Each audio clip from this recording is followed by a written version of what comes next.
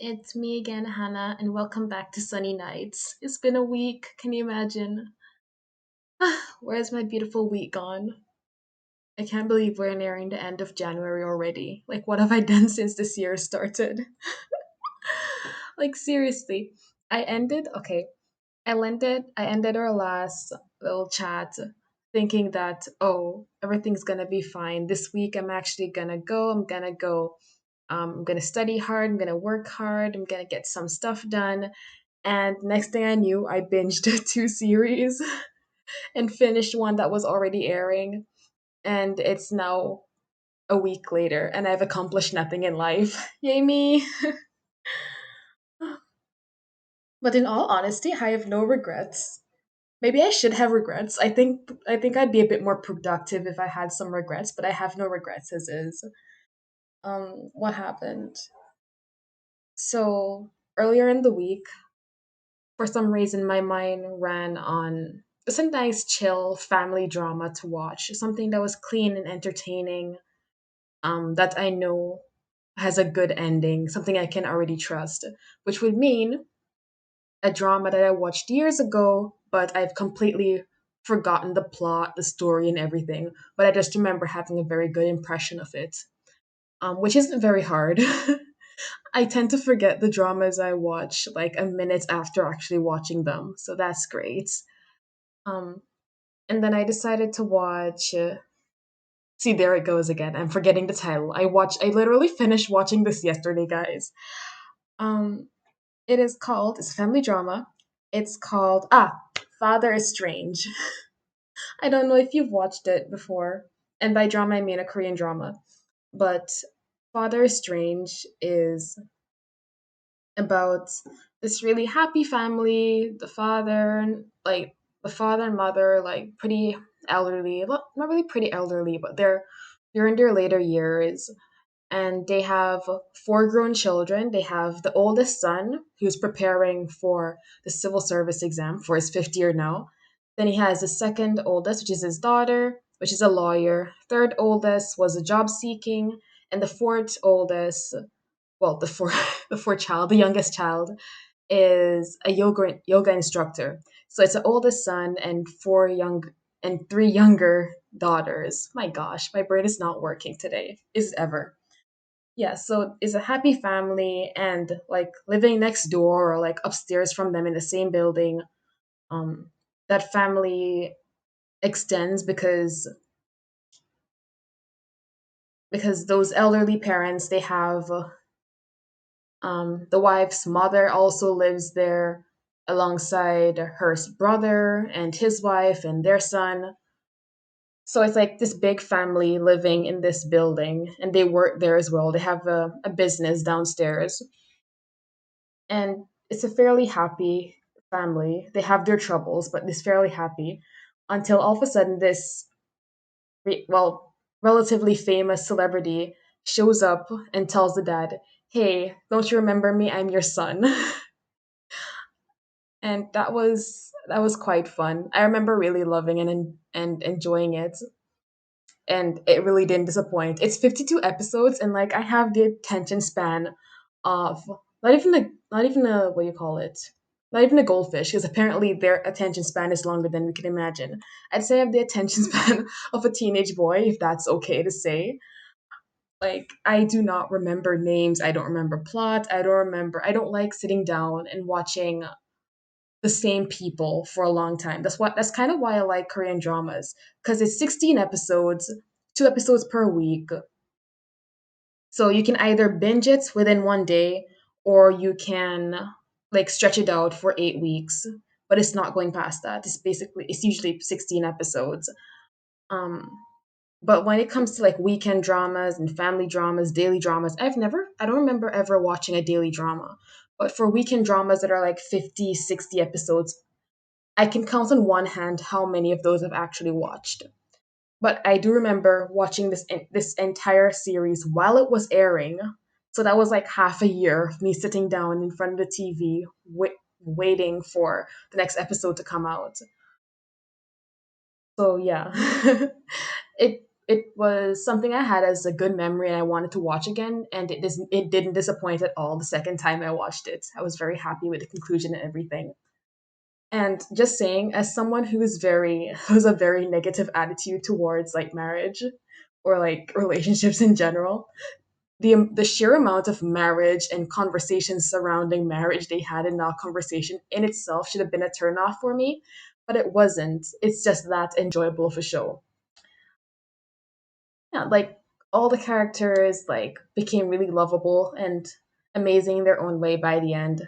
There were some that to the very end I was like, I still don't like you. I'm waiting for your redemption arc. I still don't like you, but they were all bearable by the end. But then immediately following that, because one of the actresses in that show was Jung So Min, and I really enjoyed her performance. She was one of my favorite characters, which is an unpopular opinion, by the way.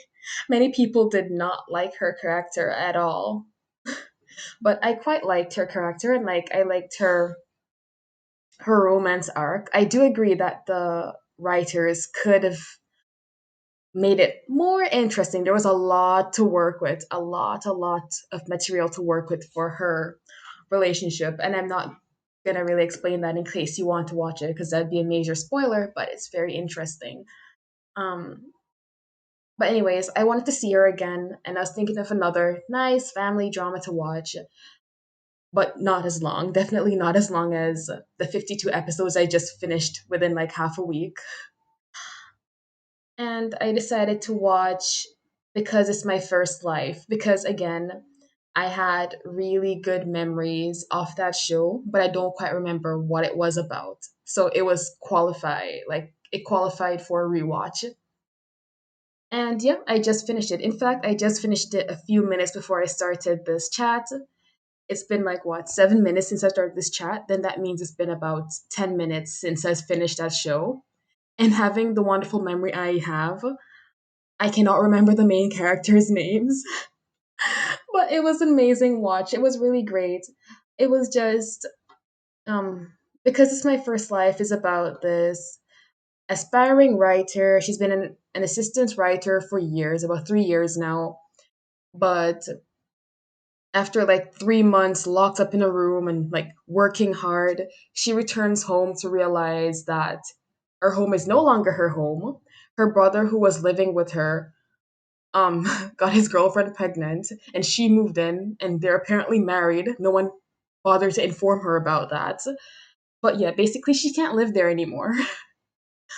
um so she had to rush out and try to find a place to stay. Conveniently, the male lead just kicked his roommate out because he came home drunk and peed in his fridge and everything. So it just worked out, and then they cohabited together for like a while and decided to continue their cohabitation. But due to some reasons, they decided to continue their cohabitation while under the farce of a marriage. It's like it's Korea, it's conservative, like a guy and a girl living together. Oh no, the big shock. So again, it'd be acceptable if they're married. So that's what they did. They got married, um, according to their contract, not legally though. And it's basically just this really calm. It's not a mahjong. Like the show I finished before, Father Strange, that was 52 episodes. That was a complete like family drama, but it had its mahjong moments. It had its like, gosh, I'm not sure if you understand what I mean by mahjong. It's just me like trying to say a Korean word with an English accent. I can't. Um, it's basically nonsensical, like a telenovela. Um, it has like this exaggerated plot and everything. But what I watched afterwards, because it's my first life, it's the complete opposite. It's just calm and healing. And they got married, and basically the entire story is like them developing feelings calmly for each other. There's no shock. There's no huge shock factor. It's just an investment in the characters to see how they grow, how they develop.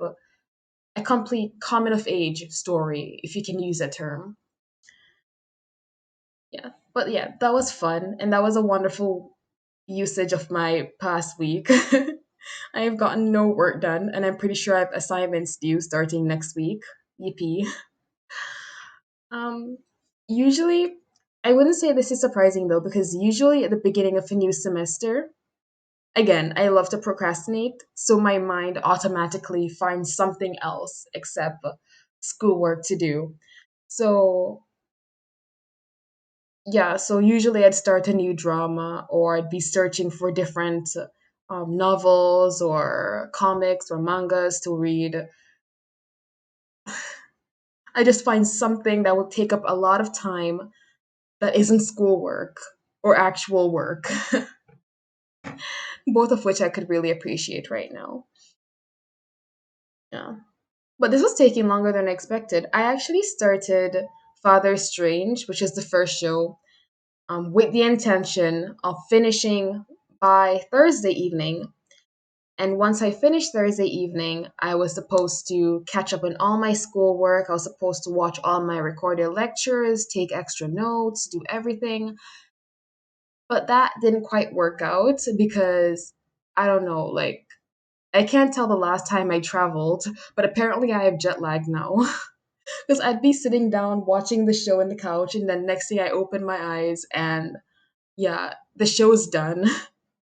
And I'm like, apparently I've been sleeping for hours. And then I'll wake up and I'm completely energized.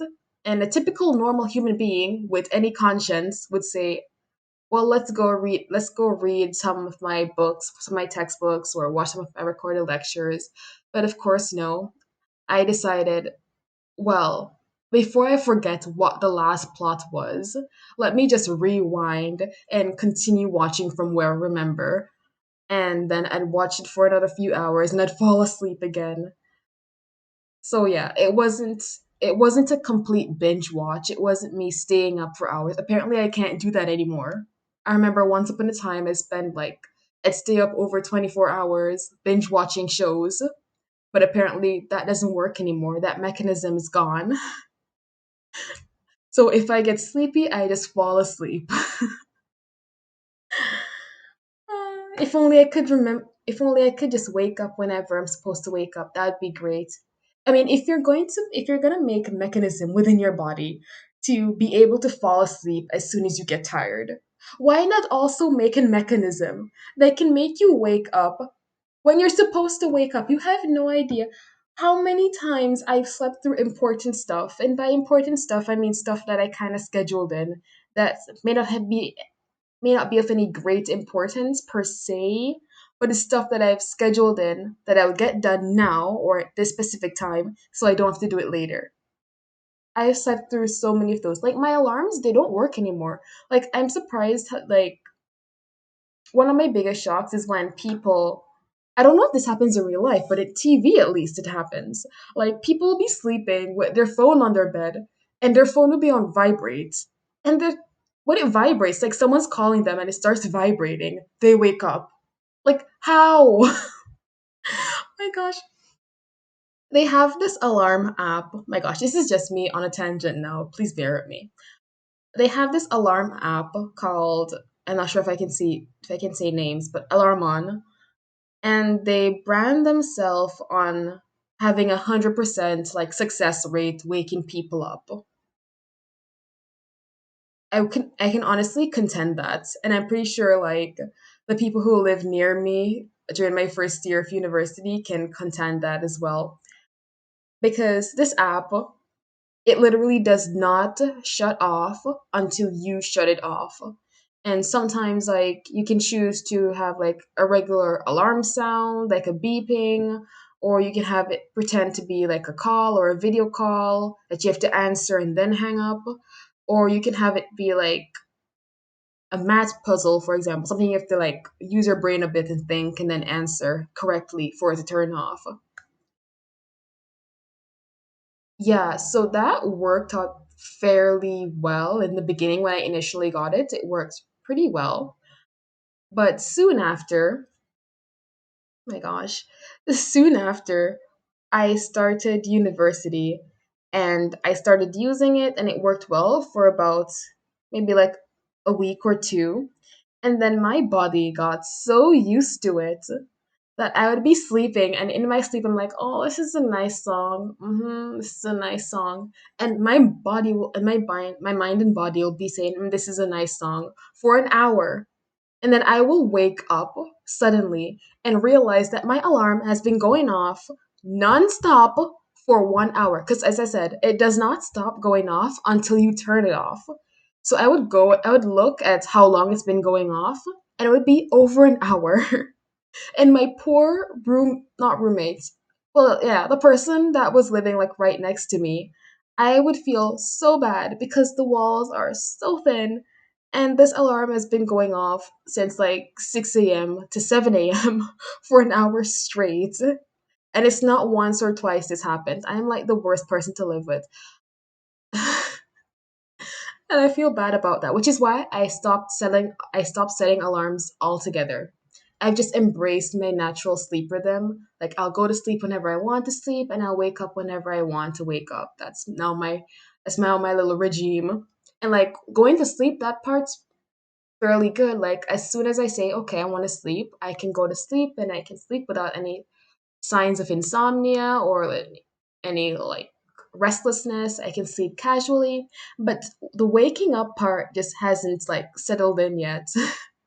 My body's great with thinking that, oh great, I can sleep whenever I want to sleep, but when it comes to like, oh, you should wake up whenever I want you to wake up, that part hasn't quite settled in yet. Anyways, yeah. I have no idea how I reached this conversation. Like, I'm pretty sure I just started off talking about, like, my dramas. Yes. Yes, it was about how I was falling asleep while watching my show. Yeah. But in any case, that stretched it out, and I finished the first drama Friday, and then I immediately started the second drama, and I just finished it a few minutes ago.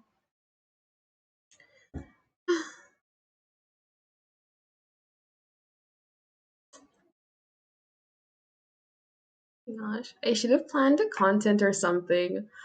Like, I didn't want to do another test yet cuz like some of the fun in doing those psychological tests is being able to do it just occasionally, like something you do occasionally just for fun. But if I were to do it like too often, if I were to do it every week, the fun factor would be gone. So like I'm not going to force myself to do that. So I decided that this week I was just going to talk about any and everything.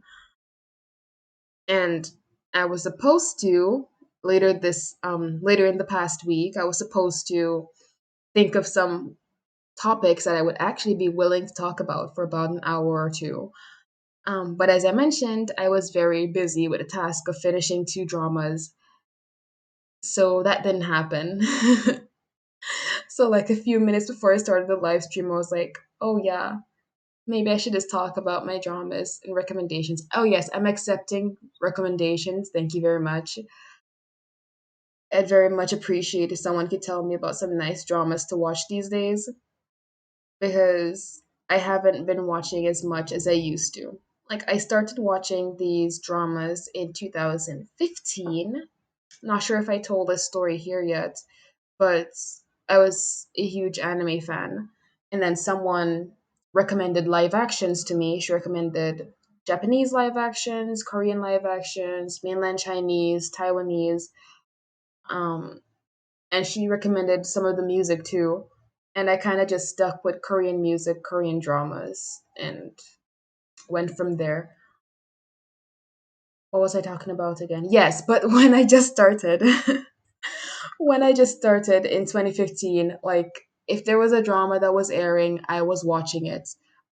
Like I was watching so many dramas, airing dramas, binging dramas, just watching a ton at a time. And then in 2016, I switched over to variety shows.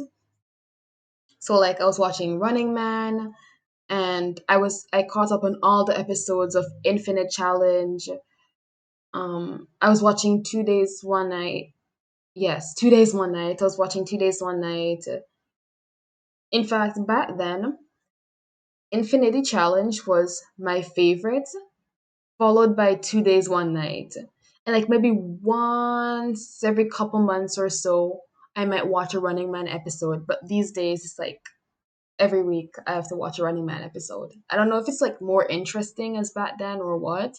It's just like, well, Infinity Challenge was canceled, and 2 days, one night. I still watch 2 days, one night every week. Yeah, 2 days, one night. I still watch it every week. Um, but yeah, I miss Infinity Challenge. That was sure. It was surely a fun show. Like occasionally they'll have like music festivals, and then they'll make little movies, and then they have their regular content in addition to that. It was surely a fun show. Maybe one day I'll like rewatch a few nice episodes. It sounds like a summer job though. Something to do in the summer when I have plenty of time on my hands. But yeah, in 2016 I watched a lot of variety shows, and from then, when I discovered variety shows, I started watching less and less Korean dramas, and like it decreases every year the amount of Korean dramas I watch. And then I discovered like other dramas that are not necessarily Korean. Like I went back and started watching some Taiwanese dramas. I watched some Thai dramas. I still don't quite enjoy mainland Chinese dramas. It just doesn't suit my palate. Um, I don't know why. Maybe it's just the ones I've seen, and like it's usually hard to find them as well because the market, I guess, isn't as big. Japanese dramas, I don't watch nearly as much. Yeah, I don't usually watch Japanese dramas. Not because they're bad or anything, it's just like it's very rare for me to find a Japanese drama that's one has been like because I don't know Japanese anymore.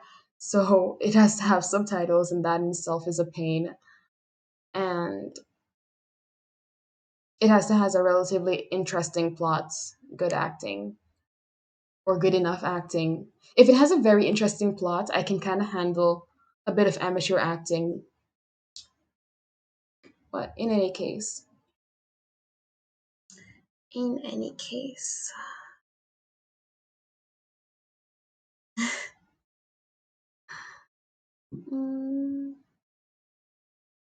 but I can't say that I've been like relaxing this entire week though. I mean, I'm sure I've done something. If I think hard enough, I'm pretty sure I can find something I did this week. Let's see, on Monday, I actually went to class and I listened, and that was it for Monday. I didn't do anything else. Um, nope, nope. Seriously, cannot think of what I did this past week. Like even the meals I ate were already like prepped from the weekend. Like I literally cannot think of anything I did this past week except lying down in my couch. I think I've actually gone to my bed like twice this entire week because of how often I've been sleeping on my couch while falling asleep and watching those shows. Oh, my poor bed is like it's being neglected right now. Yeah.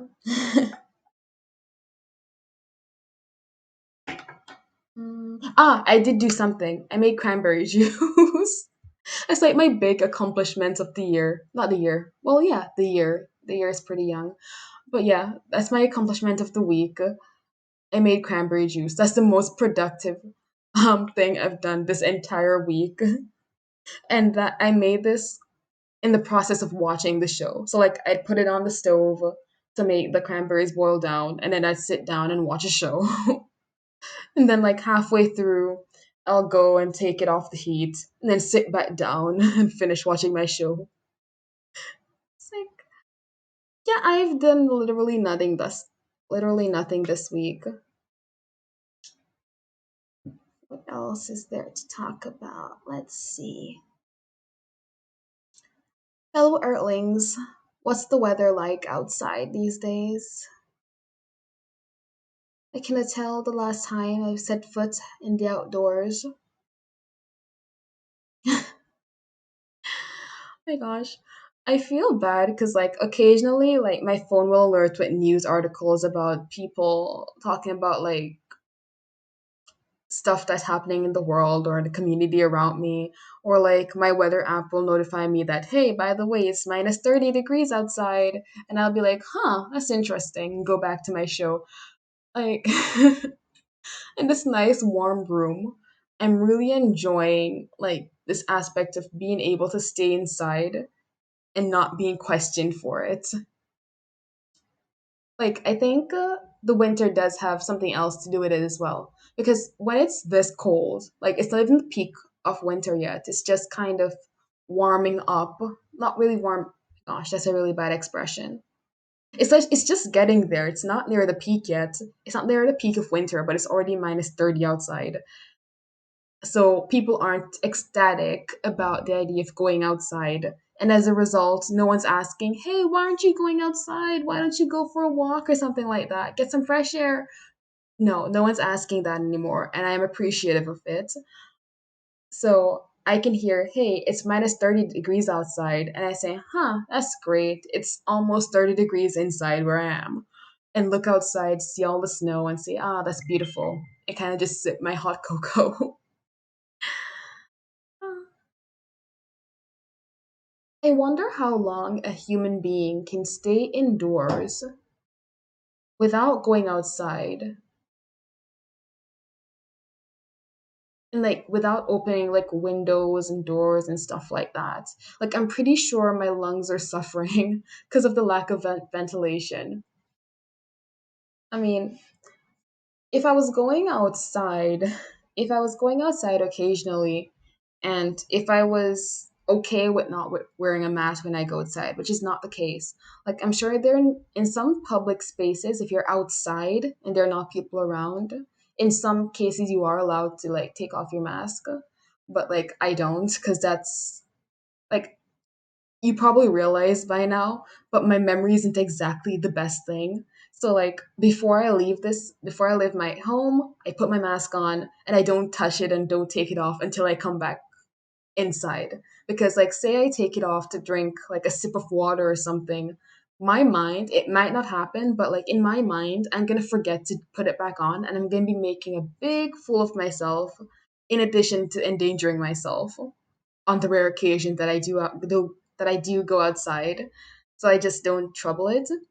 But in any case, fresh air, like I can't tell the last time I've had that.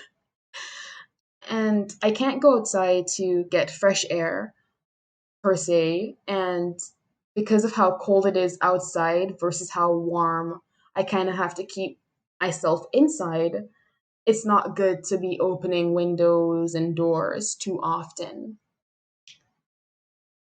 So, yeah, I think I need to order a few plants online to kind of just keep my lungs relatively functional. I mean, are plants really good for air purification either? I mean, you have no idea how many air purifying plants I've bought. And maybe they're what have kept me alive this long, but like my current plants are all dying. I'm horrible plants. Like that's the weird thing. This is why I'm kind of hesitant to get like a pet or something like that because I'm genuinely interested in keeping my plants alive when I have them at home. But I've yet to have a plant longer than 3 months. Like right now, I've had my plants for my current plants. I've had them for 2 months, and they're still alive, and that's a record. And one of those months, I wasn't even home, so I'm surprised they're still alive. Well, some of them aren't. I came home to two dead plants and one that is currently dying. I'm trying very hard to save it. And I think the harder I try to save it, the quicker it's dying. So maybe I should just leave it alone for a bit.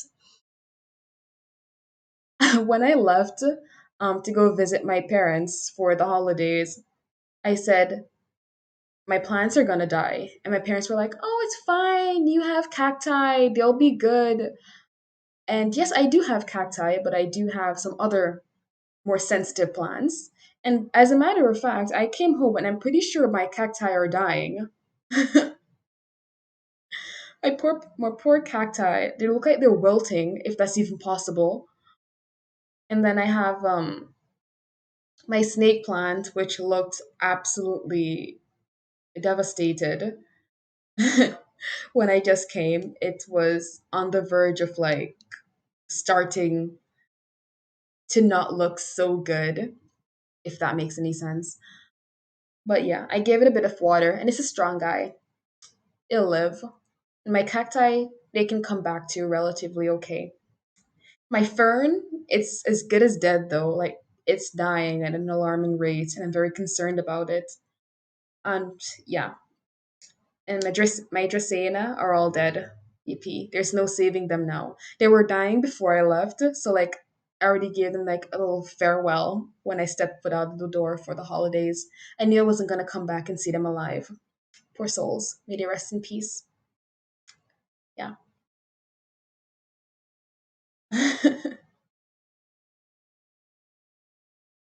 What was I gonna say? I was gonna say something and then I forgot.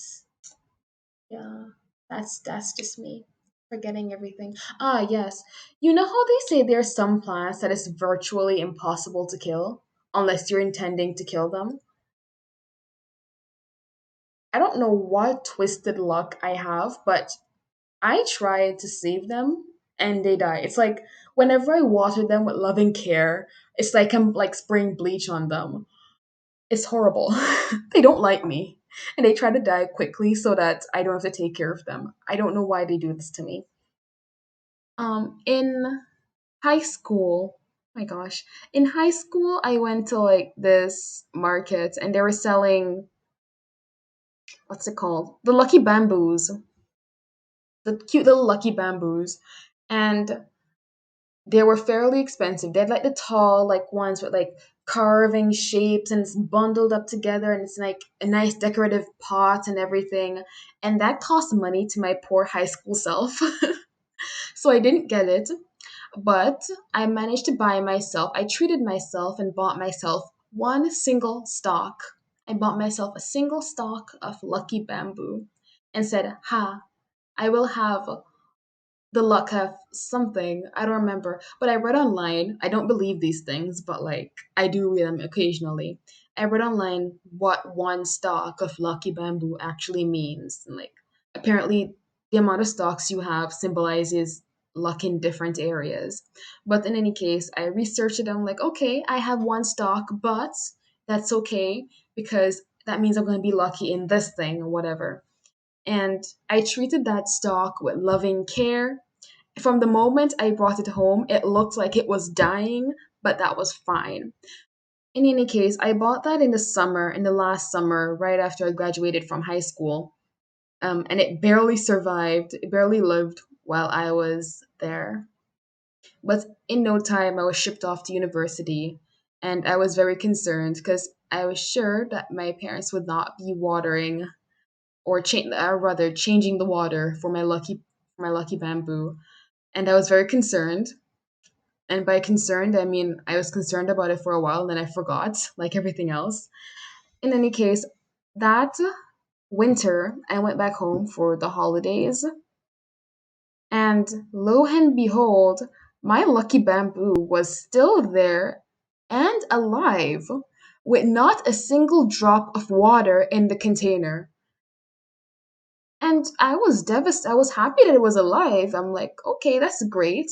But like, how little water could they have been giving it for there to not be a single drop of water in the bottom of the container?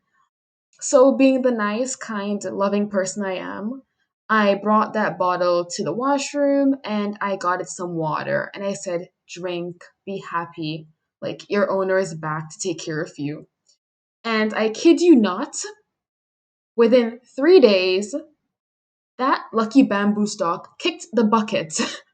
Like, it survived just fine without a single drop of water. But I come home with loving care and give it some nice, clean water, and it dies in no time. Is this not a sign? Like, I tell you, plants hate me, and I don't know why. I absolutely love them.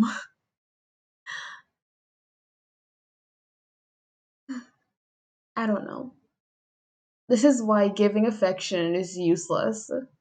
I mean, what's the point of giving affection if you get no affection back? It's just like an unrequited love. I mean, an unrequited love with plants.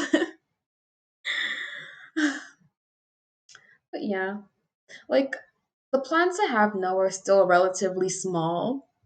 And like I've never bought a plant that's more than like $9. That's $9 Canadian. I've never bought a plant more than that because these like really easy, hard to kill plants, apparently they don't like me and they keep dying like at alarming rates. And I don't know what I'm doing because I'm following instructions and whatever, watering them the required amount of times, like checking their soil, whatever, and being attentive, but apparently they don't like me, so they die. So I'm worried that I'm gonna go and I'm gonna buy this nice 50, 60, $70 plant and it's gonna say, see ya, and kick the buckets within a month or two. And I don't have that kind of money. I don't have that kind of money to just like flush down the drain. Okay, this makes me sad now.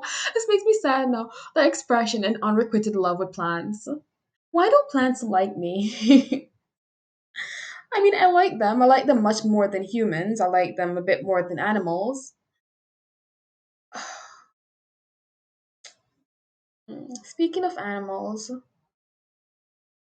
like one of the reasons I'm keeping plants is because like I need living things around me to keep me company. I was considering getting a pet of some sort.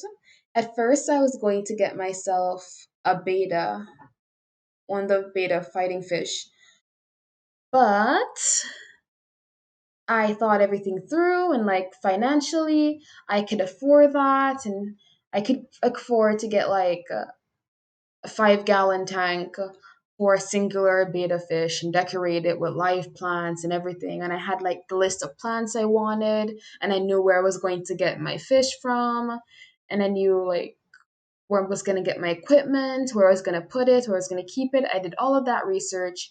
But then a thought came to me, why not just buy a 10-gallon tank and inside of it put like the beta fighting fish in addition to what are they called? The ember tetras, little tiny tetra fish that swim together in groups of like 8 to 12. If I could get like a nice group of those, I would put them in a tank, and then after a while, I'll introduce the beta fish, and then it'd be more visually pleasing for me. And because they're traveling in a group together, the tetras are relatively safe because the beta it's a singular beta and they'd be traveling in a big group together. So that should be fine, according to what I've researched. And if not, then I transfer the beta back into the little holding tank until I can get a bigger tank for it on its own. But in any case, I had everything mapped out, and I don't know why. But then I thought, tanks are expensive. Like, I had everything mapped out, and if I was getting the beta on its own, like the size tank I would need, which is still fairly big, I could afford that. I could afford that and like all the expenses that the beta would cost me within its 3 years lifespan. But when the idea of having the tetras in addition to the beta came in, like I liked it so much that I could not go back to the idea of just having the beta on its own. So I put that on hold, and then I thought, but then if I do that, the poor beta is gonna die in 3 years because that's approximately their lifespan, about 3 or 5 years. Um, and what happens if I move in that time? Will they be able to withstand the move? So maybe I'll put that off until I'm in a more solid location that I know I won't be moving for the next 10 or so years. And then I thought, what other animal could I get? And then I experimented with the idea of getting birds, but then I've had birds before, and I don't know how that would work. Um, if there is a fire, like how do I bring them out if there is a fire? Or like what else was there? And there was the cleaning. Like you can't clean bird cages that meticulously every day. Like how do I clean that? Like do I bring that outside and how? Like yeah. But in any case, like I was thinking about like a variety of different things, and apparently my brain isn't working right now to remember what I was thinking about. But I kind of ruled out the idea of having a bird, and then I thought rabbits, but then rabbits were like fairly big, so they need a very big space, and where would I put that? Then I thought about the idea of having what do you call them? Of having was it porcupine? A porcupine? A hedgehog? A hedgehog. I thought about having a hedgehog, but then there was like the legality. Like, is it even legal to have a hedgehog in my province? And then like, how do I deal with that? How do I buy that? How do I get the food? Like, how do I take care of it? And I was like, okay, if I'm getting a hedgehog, then like this would be something I'd have to get in later years. And then I thought, why not get myself a turtle? Because like I've seen turtles and like I've seen like the little tiny turtles they sell, not the baby ones, but like the ones that are fairly small because it's illegal to like buy and sell baby turtles. But like the ones that are still fairly small, I've seen those being sold in like, and I was thinking maybe I can like get one, or I was thinking about getting two, like a pair, but apparently they prefer to be on their own, if I remember correctly, or maybe I'm remembering something else instead. But yeah, I was gonna get a turtle, but then more than a water turtle, I wanted one that would be on land. So then there's the possibility of a tortoise, but then when they're on land, they tend to be like a bit bigger. Like I'm not sure, but like it was hard getting a right size. I wanted one that could like wander around freely inside, but at the same time, if it needed an enclosement, then it would be fine in a nice little space. It wouldn't take up too much space because I don't have that much space. And then, my gosh, I still like the idea of having a turtle or a tortoise, but it has to be a land one, and like I don't want it to be too big. But then the small ones are hard to take care of because like you need like water, you need them to have water at all times, you need them to have dry land at all times and heat, and they're very particular. Like for all these pets that I've been thinking of, they require quite a lot of time and dedication at least to get them settled in to the environment, and that's time and dedication I do not currently have now. So instead of my wonderful pets, I've been taking care of plants, and that has not been going so great. Yeah.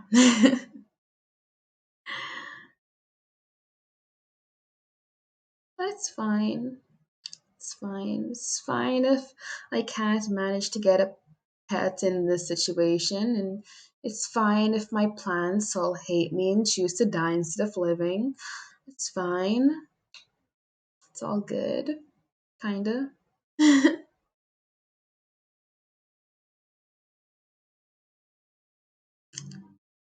But honestly, what should I do this coming week?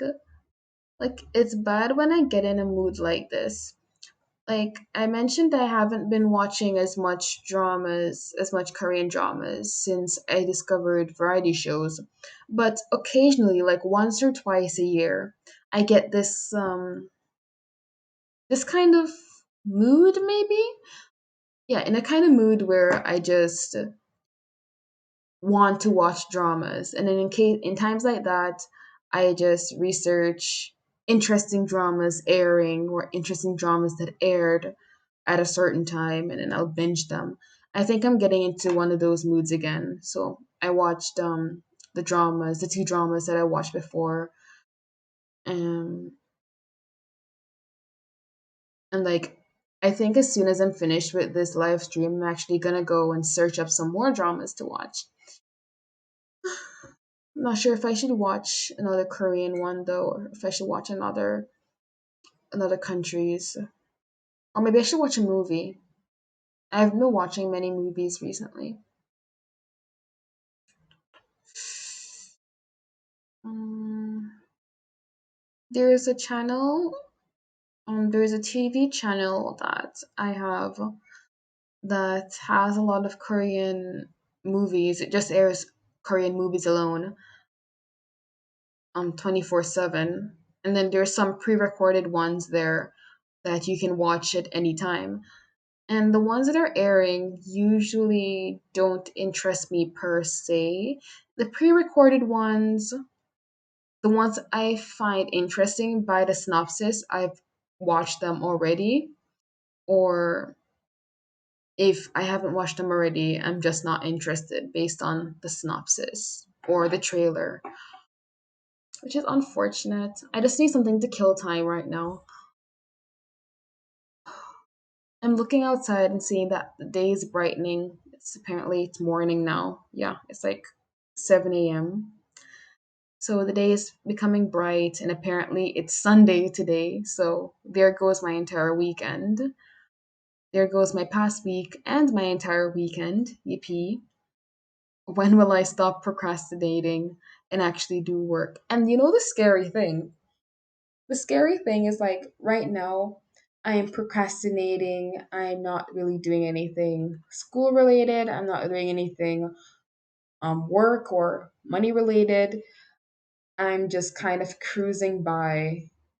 I'm sleeping, sleeping half the day, watching shows or listening to music or something half the day. And that's like I feel kind of guilty about doing that because I do have things I should be doing. But then uh, knowing myself, like one day next week or the week after that or the week after that, just one random day, I'll wake up and I'll be in an uber productive mode and I'll get all my schoolwork done, I'll get all the cleaning done, I'll get like everything done like productively or started to a great extent at least. I'm just waiting for that day. It's like I just have no motivation to be productive in that sense right now. And I think that's fine. Like, better than to force yourself certain things. I'm not saying everything, because some things you kind of just have to force yourself, like, just bite a nail and do it. But for some things, I think if you can, just wait for the moment that you feel productive or you feel willing or inspired to do it. Obviously, if you have an exam in 2 hours and you need to be awake during those 2 hours to do that exam, please stay awake and do that exam. But if it's something like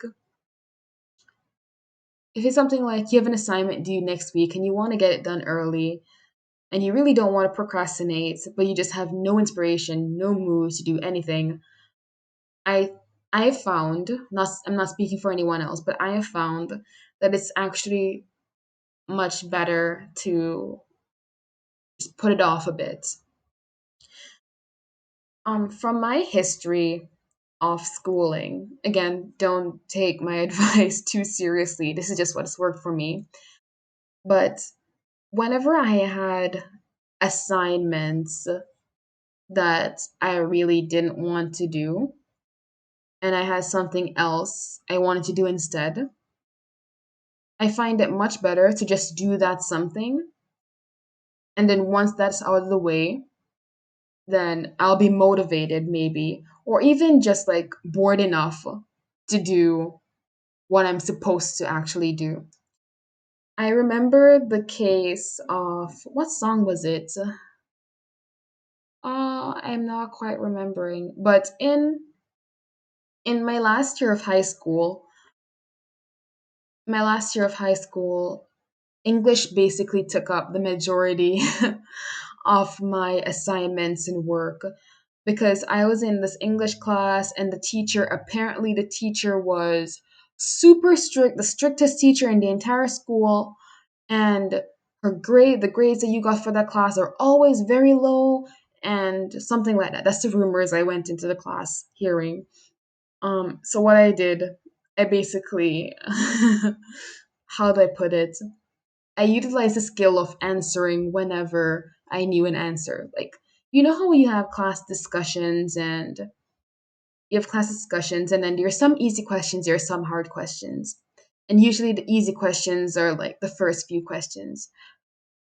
If you answer one or two of those really easy questions, when it reaches down to the hard questions and no one wants to answer, and the teacher starts picking on people to answer them, they won't pick on you because you already participated. And I basically went through the entire semester in that English class using that method.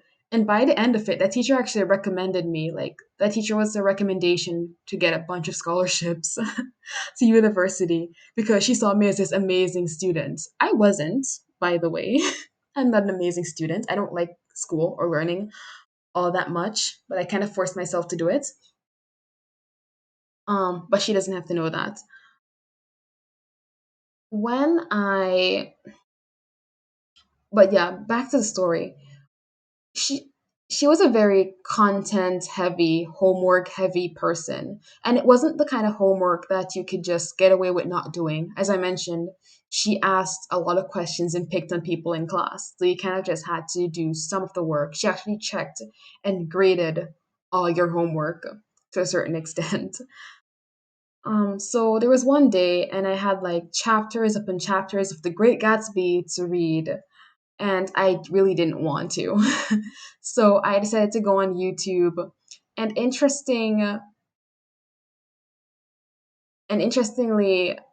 because of algorithms, the first thing that came up on my feed on YouTube was the music video for Tempo by EXO.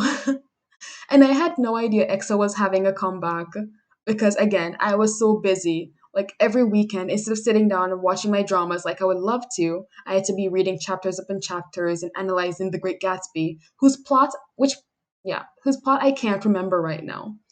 But in any case, so I opened up and decided, forget schoolwork, I'm gonna go on YouTube, and I found the song for Tempo,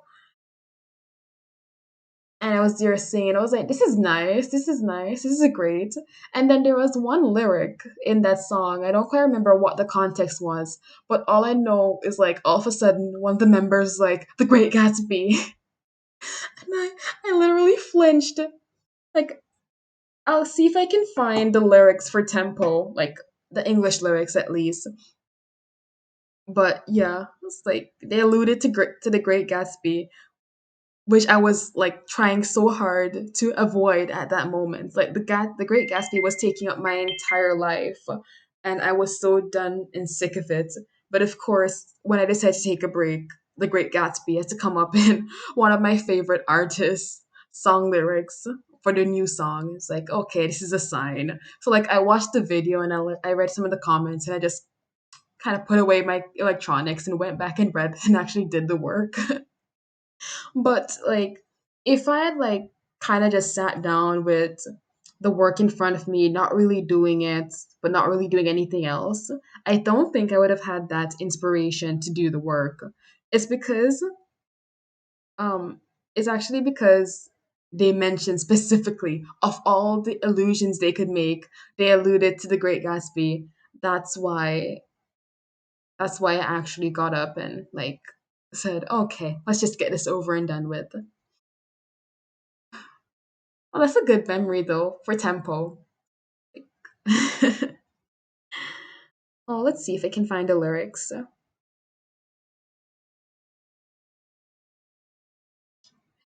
Don't mess up my tempo. My tempo, Jenny.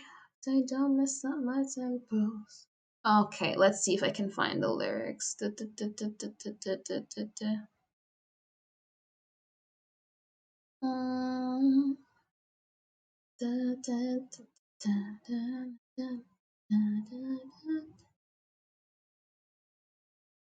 Mm, let's see. Ah, yes.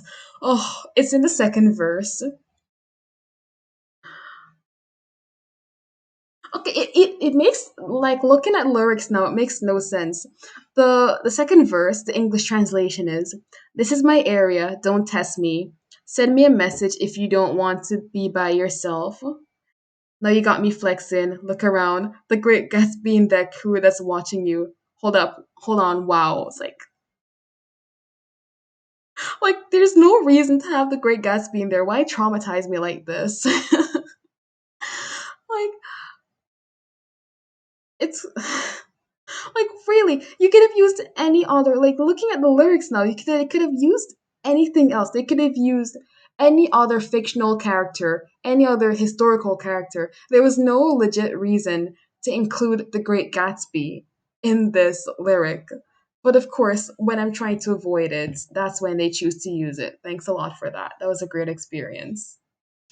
But yeah, regardless, I really like Tempo. Tempo is really it's pretty nice. I won't say it's my favorite EXO song, but it was pretty good. My gosh, do I even have a favorite EXO song? Maybe. I used to have an insane addiction. Not addiction. I used to have like a bit of an obsession with "Call Me Baby." "Call Me Baby" by EXO.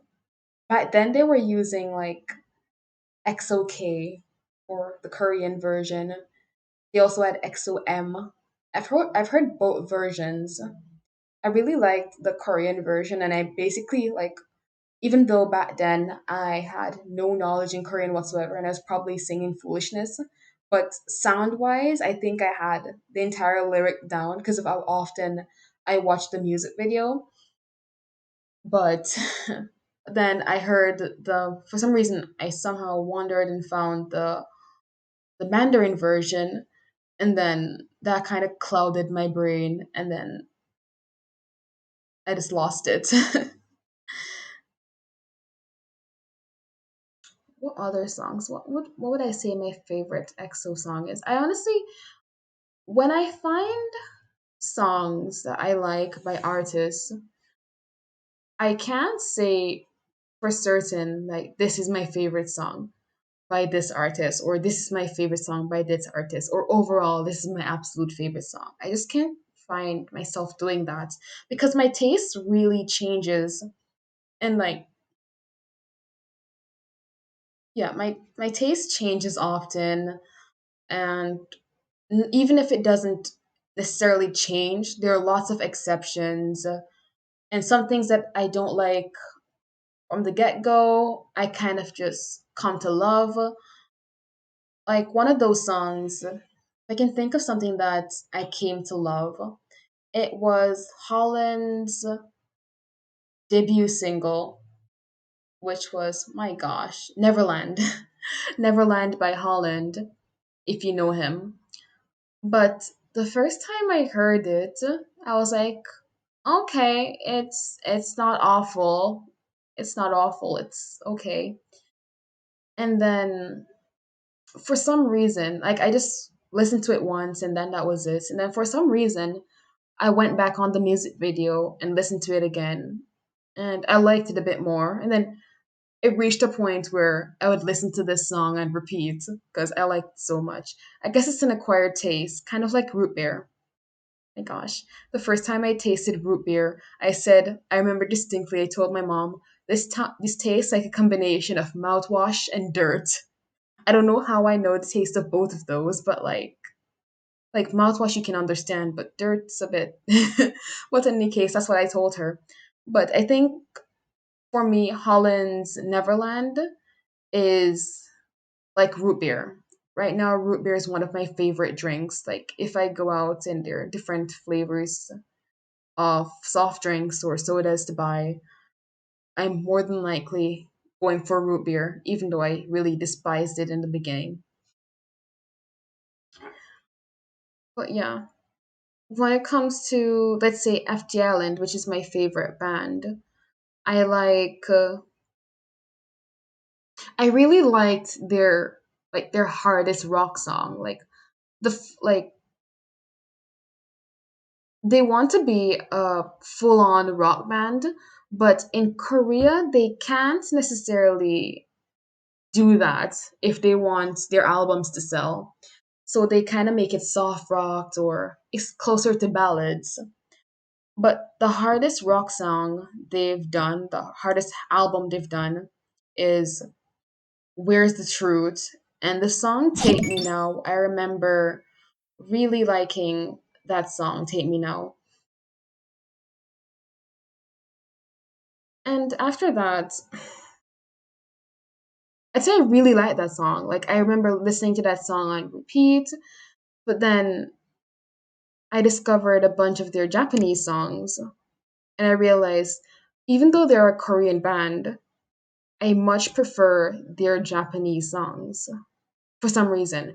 I guess in Japan, like the rock market is more lively in a sense. Like in Korea, there are very few rock bands, but that are known to the public at least.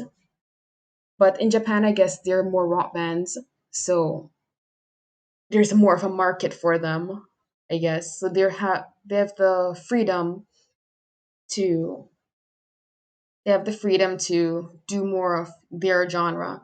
So if I can think of my favorite song from FTL and as a group, it would be Shadows, which is from one of their Japanese albums. If I can think of like their vocalist Leongi, if I can think of my favorite song from him himself, it would be Monologue, which is also Japanese. I don't know why. Um, their Korean songs are pretty good too, but for some reason, whenever they have like a Japanese album out, or there's even just a Japanese version of a song and a Korean version, I tend to prefer the Japanese version. Like the song Puppy. Um, Originally it was Japanese, and when I listened to the Japanese version, it was amazing. And then they translated it to Korean, and it was okay, but it wasn't like it doesn't have the same impact. Well, I don't know why. I don't know. Maybe Korean's becoming like English, where like I'm starting to understand things now. So it's awkward listening to it in the language. No, that shouldn't be it. I still enjoy Korean songs. I don't know. But in any case, I think more of their real flavor comes out um when they're doing their Japanese songs and Japanese albums. So and they have more fun with it, that's for sure. Mm, but seriously, when they had that song Shadows come out, I listened to it on repeat, hours upon hours, um, for days, for weeks actually. Like I'm not one of those fans that because I absolutely love a band, I will stream them per se. Like I won't dedicate hours and hours to just listening to a song. If I like a song, I'm definitely gonna come back to it, but I'm not gonna put it on loop and just stream it to increase the views. That's not something I see myself doing. But without the intention of raising the views, I really did repeat their song Shadows for hours and hours for weeks because I just loved it so much. And like it was in Japanese, so by the end of everything, I actually memorized the lyrics. I actually memorized the lyrics in Japanese too. Like I have no clue what they're saying per se, but like I know the entire lyrics. Let's see. Can I even remember? Let's see. I don't think I can play. Yeah, I don't think I should really check the restrictions on these streaming sites. But like I don't think I can play like the instrumental at least. I don't think I can play the instrumental for the song. I think I could sing it though. That should be fine. If they allow us to play instrumentals and stuff like that, I'd actually have like a karaoke day, like a day when I just like sing some of my favorite karaoke songs. But for now, let's see. The song Shadows, can I remember the lyrics? Let's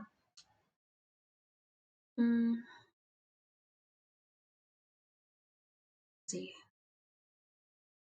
Howling, Yamana noise, leading me, Mimi Hosaite, Karito, Kage no Kyokai-sen.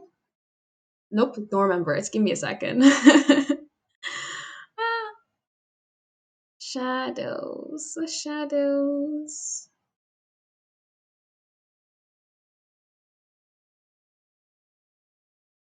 Gosh, I remember when I had my first job as an adult, and I was basically sitting down at a desk for hours upon hours, and I was bored out of my mind and trying to stay awake. So I would actually like write the romanticized version of the Japanese lyrics of the song Shadows. I just write it out completely because I was desperate to stay awake. But yeah, let's see. Yeah, here it is. I've forgotten a bunch of it, but like if I see the words, I should be able to do it. Again, I'm gonna check the restrictions and see if I'm allowed. And if I am allowed, maybe our next session will just be like a karaoke session. Let's see. Howling, Yamanai noise, killing me, Mimi Hosaide, Hikari to Kage no Kyokai-sen, Takashi to answer. Now turn it back, kana kana yoga nagarai. Thomas Mirai, Nuri kasane iku black or white. Bakure no imi wa nani? Miyagi da deka de jata ni sori no usu shirase. We carry on. The Maki Shadows. Chakaman pause. I completely forgot the tune. This is bad. I started off too high though. Like I'm singing this in such a high tone, but it really starts off low. I don't know why I'm doing this to myself.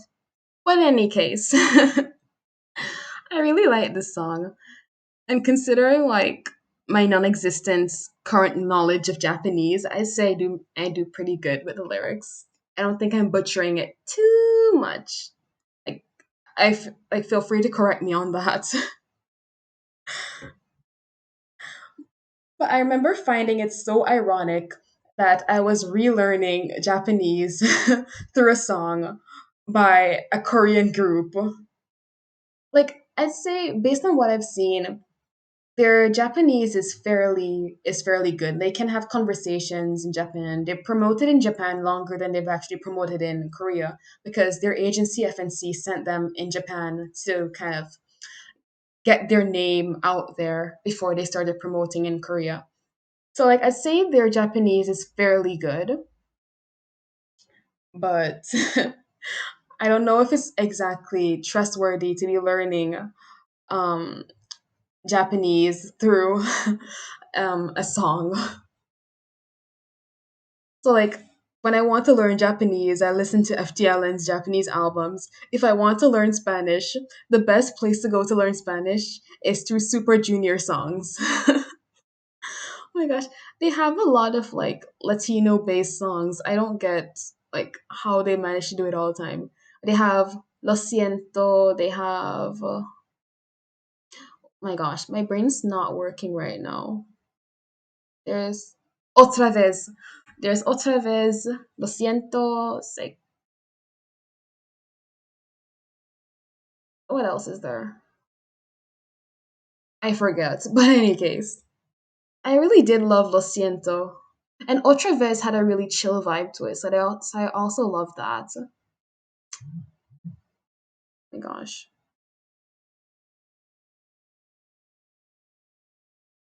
Mm, what to do? What to do? But yeah, I can't think of This is me. This is me realizing that I've strayed from the topic. How did I reach from I can't think of a particular song that I absolutely love from an artist to saying how I enjoy learning Spanish from Super Junior and apparently Japanese from FT Island? I'm a royal mess, I tell you. Like, if you're coming to me and expecting a coherent conversation, I'd appreciate if you would do that conversation yourself. Like, I can't remember myself having like a straightforward, coherent conversation, partially because I never speak. I find it funny. Like, my friends think like I'm this really cool, collected, like quiet person who has everything under control. Like, I think deeply about what I say and everything like that. And for the most part, I'd say it's fairly true. But that's because they've never seen me have like long conversations. Usually my conversations are centered around like me listening to what my friends are saying and kind of just reacting to that. But having like a long random conversation like this, I never do it. So I didn't realize just how disorganized my speech is. Like this is actually one of the criteria when you go to assessments from mental health professionals.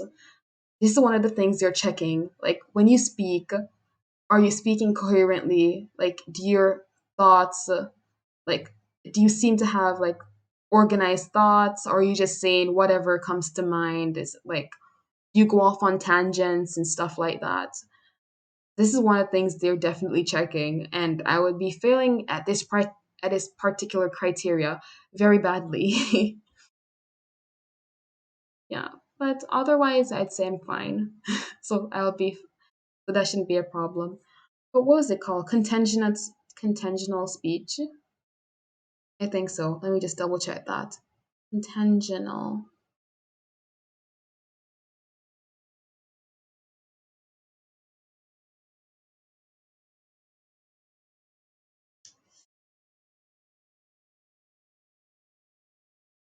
Mm, yeah. Well, in any case, I should really learn to organize my speech better because I'm no longer gonna be under the cover of being a student forever. So I can't get away with not conversing with the outside world much longer. So through these live streams, I'd appreciate if you kind of just remind me if I'm going off on a tangent and you want me to get back to the original idea. That could help me with organizing my speech so that when I have to go out to the real world and start interacting, it might be of better help. Mm. There's something scary about. There's something I find quite scary about this world that I've been realizing, especially of late. Like, I've always known it, but I've realized it a lot lately. It's like the need for connections. Like, it's not a society that if you know someone, they can get you a job. Um, it's not looked up upon. Like, if you do that, if you know someone in a high place and they get you a job, it's not looked upon greatly. But to a certain extent, you do need connections because if you don't go out there and network and do stuff like that, then how do you get like recommendations? Like, how do you find people to recommend you for a job position? Like with my first job as an adult, I was coming out of high school, was like top student, was like great student, very respectful, very involved. So like I was not short of references in that aspect. I was in like what, five clubs? and I was like in like high positions in two, three of them. And then my teachers, like I was pretty good in classes, so my teachers noted that about me. And then I'd volunteer like twice a week, so like I'd get recommendations from them as well. So like I was no short of references, and I could just pick and choose who I'd use for which case. So getting my first job with references, that wasn't a problem. But then pandemic came, and like I eventually stopped that job. And thanks to this pandemic, I'm able to get away with just staying home and not going out and interacting with anyone. And this has been my life for the past 2 years. And I quite like that about my life. But whether we like it or not, and whether the virus is going away or not, the economy is saying that people need to go back to work and need to go back to socializing, need to go back to like doing stuff.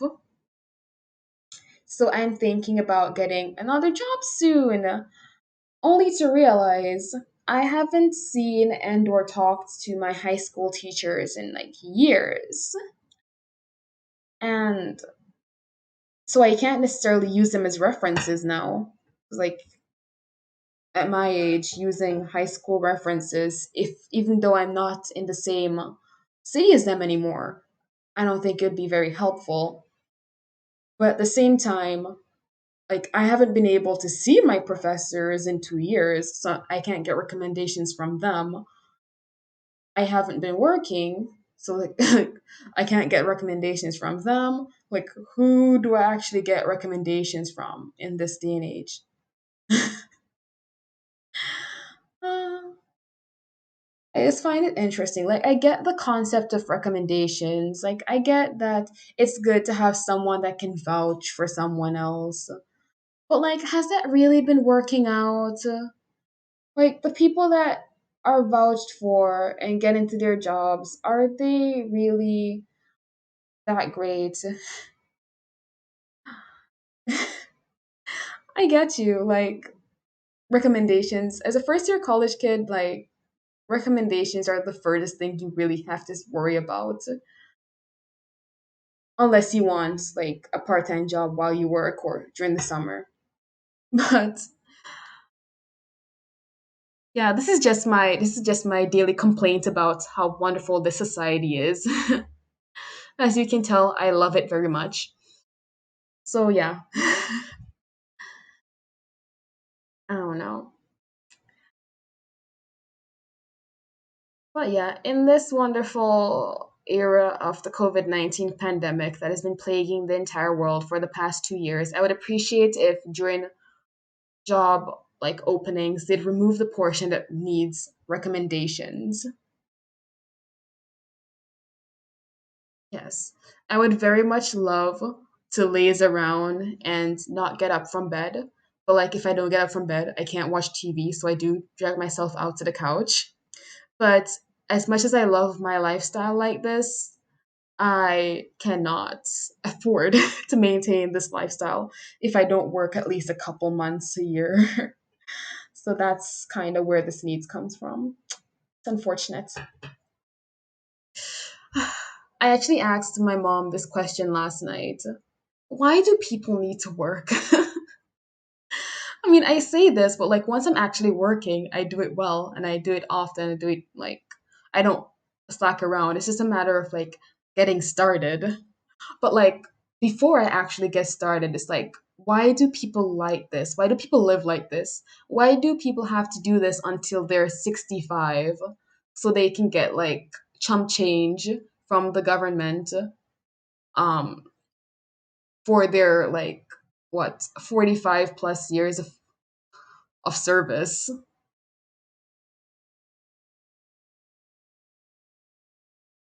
Exactly. Like it all boils down to money, which is why my aim in life is to have enough money to just live comfortably. Like it doesn't have to be like a whole lot of money, but just something I can maintain myself on for a few years. I mean, what's the point of working hard to get bigger retirement fund? I mean, at the rates we're going, I'm going to be retired when I'm going to be eligible for retirement when I'm 99, because the government's going to come up and say, well, well, our life expectancy is increased and people are able to work longer or whatever. Like, this is what I tell my younger brother all the time. You see people these days saying they can retire at 65 and the government permitting that. Don't expect that. Expect to work until you're 99 years. Yes. I mean, I've contemplated living in the woods, or at least like some remote mountain top before, but I love my internet way too much. I love internet way too much to be away from like a decent signal. I also like modern technology. I like delivery. I like um being able to walk a short distance to a grocery store if I need any food. I don't like long trips like that. It would be nice to live in the mountains, just away from everyone, but only if that comes with like a hospital fairly close and internet running. The phone doesn't necessarily need to work. Like, I don't want to contact anyone, but like I just need strong internet connection. But yeah, I relate with that. Just wanting to move away from society into the woods. I get that. I've contemplated buying my own personal island and just living there after getting everything I need. But then again, I need a hospital nearby in case of emergencies. And then if there's a hospital, then there needs to be like a doctor. Then I'm not going to be alone. So it makes no sense. It's fine. It's just my daily complaint about society. I've realized that if I complain just enough, like if I just complain occasionally just enough, then it makes life a bit more bearable. You know, like having little rants like this, saying how much society is useless and how much their systems are not functional in modern day. Like all of that is kind of what just keeps me sane. Because I tend to bottle everything else up. But I feel like I have a right to complain about how awful society is.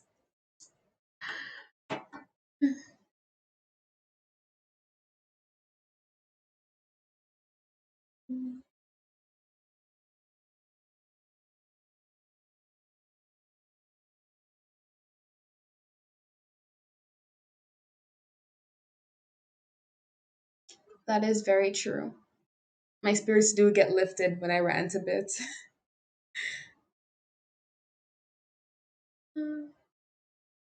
Originally little rants like this, I wouldn't do. I used to just escape. Like I mentioned, I in 2015 I started watching Korean dramas.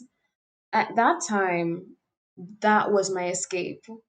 Like at my young age, I realized, society was awful. I don't want to deal with this. And at that young age, I decided, let's just escape and watch Korean dramas. Cause like at the end of the drama, things will be all sorted out. Everything will be great, and everything's just contained within that 16 episode show. So I watched it, and it was a very good escape strategy. I think my biggest fault was 2006, 2015, 16, whatever, was the second year to venture into variety shows. Because while Korean dramas is just a character, variety show is the actual person. And then through variety shows, I got to know a bunch of singers and a bunch of actors and a bunch of like celebrities that are not necessarily singers or actors.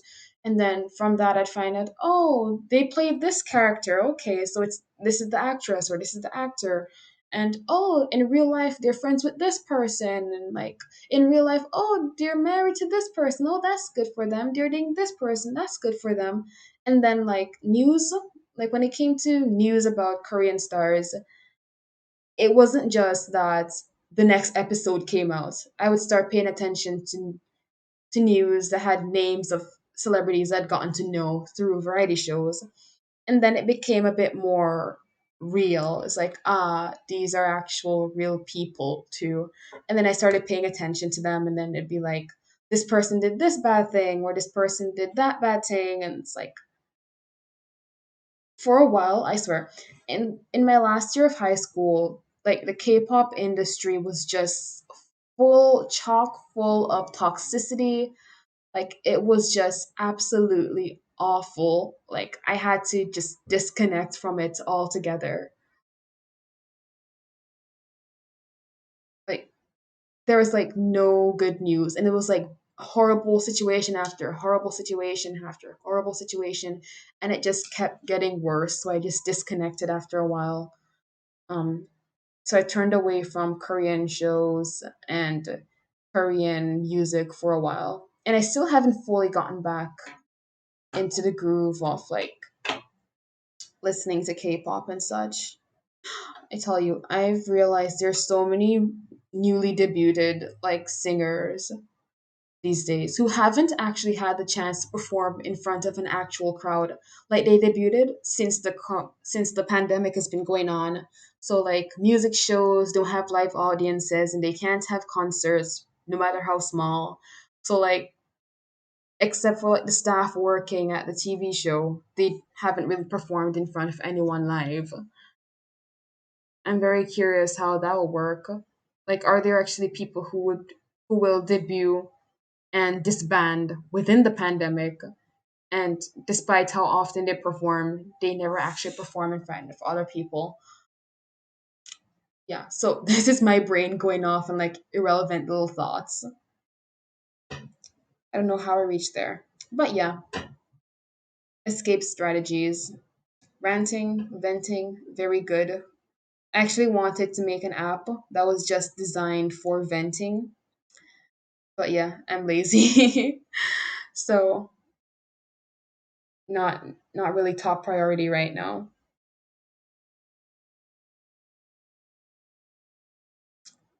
Yeah, this pandemic's really it's really going on for a long time. I'd appreciate if it would end soon.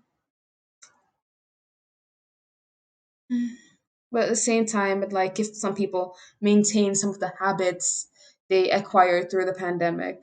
Like, please wash your hands before eating and stuff like that. Wash your hands when you come back inside. What else? Social distancing. I tell you, social distancing has really like improved people's concepts of personal space, and I really appreciate that. But that's just me. I'm not sure how long that will last after the pandemic's like concluded. Mm. But in any case, I'd say I picked up a really good habit, maybe an expensive habit, but a good habit from this pandemic that I'm gonna continue with. I've really never realized how dirty, well, not really dirty, but like, what's the word? How iffy, how questionable the sanitation of like stuff we pick up and bring inside are. Like, they'll be on the shelf for months, all dusty and whatever, and we just bring them home and like use them. So like I'm gonna use definitely like that huge sanitation process when I bring stuff in. I think I'm definitely gonna keep that after the pandemic, whether it be food or just random stuff that I buy. Okay, but like extreme procrastination and waking up in the afternoon. I mean, if you get your work done eventually and it's done okay, I think extreme procrastination is quite fine. But this is just me like trying to make myself feel better. Don't quote me on that. Waking up in the afternoon, I mean, do you really have anything else to do? Like, do you have anything that you have to do in the morning? If you have something to do in the morning, but you're waking up in the afternoon, maybe that's a problem. But If it's something that you can do at any time, then waking up in the afternoon should be fine. And besides, like if you're a college student, regardless of a pandemic or not, if you only have evening classes, even if they were in person and you only have evening classes, trust me, you're not waking up like first thing in the morning. When you're a college student, what time you wake up really depends on what time you have classes.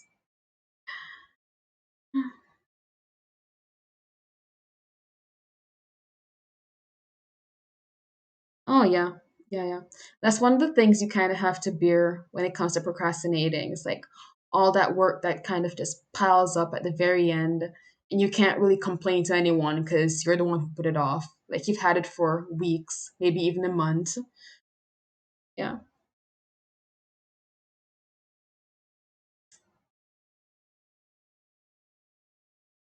Yeah, like I'm really not one to give advice when it comes to procrastinating.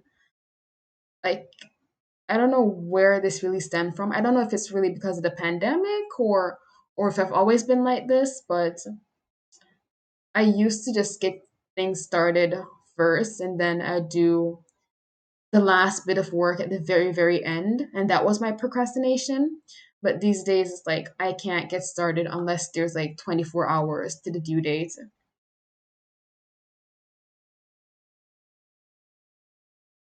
Mm, okay, well, when it comes to morning classes, I'll tell you what I did in my first year pre pandemic.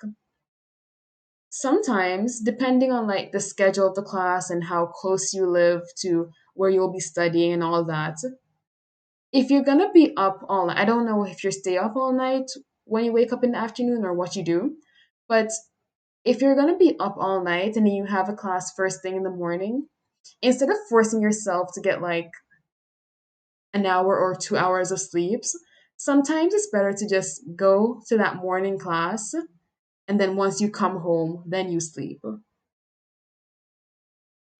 Which is very bad advice. Which is very, very, very, very bad advice to be giving as someone who'll be working in the mental health field in the future.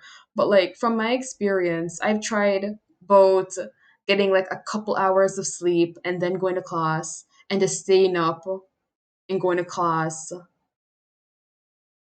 before sleeping. And I found that if I just resign myself to staying up before sleeping, I feel the same amount of tiredness as if I'd forced myself 2 hours of sleep beforehand. But because you have the 2 hours of sleep beforehand, it's hard to go back to sleep per se, depending on what type of sleeper you are, I guess.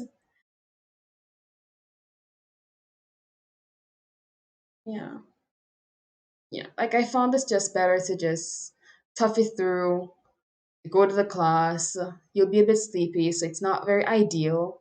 But getting just like 1 or 2 hours of sleep before school isn't necessarily ideal either, unless you're the type of person that can handle that.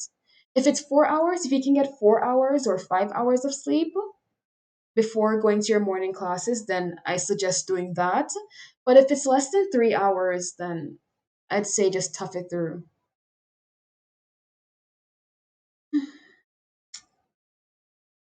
Tough it through. And hopefully you have some sort of remedy that can kind of keep you awake in the short term, keep you awake and alert in the short term. Like in my case, caffeine really doesn't work, and I think it's a family thing because it doesn't work on my mother's side either. We just drink coffee as like a beverage. Um, but sugar, sweets definitely does keep me awake for about an hour or so. Probably because I have a lot of them.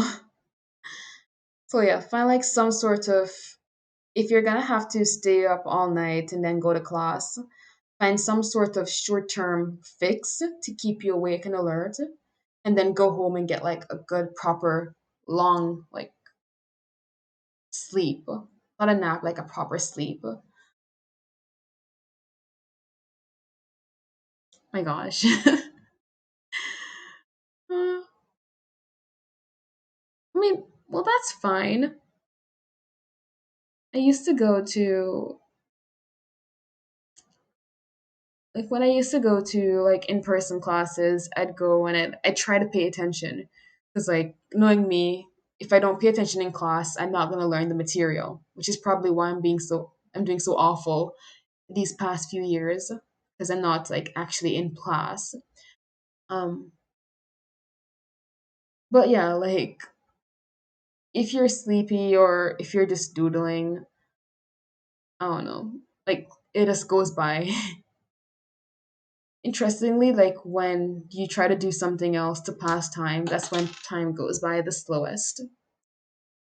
In my first year English class, which was mandatory for some reason, in our writing class, it was basically a recap from high school, so there was like no new material. In fact, my high school English teacher was a lot more strict than my college professor.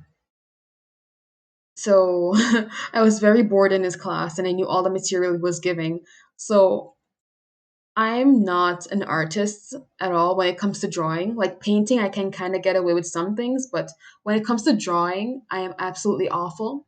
But I became like the best artist in his class. I'd sit down and my eyes are like drooping and I'm like forcing myself to stay awake. I'd walk into class with like a caramel frappuccino, like this huge caramel frappuccino, trying to stay awake, and like that won't help. I'll be falling asleep, and I just be doodling and find myself creating some masterpieces I might frame and sign eventually.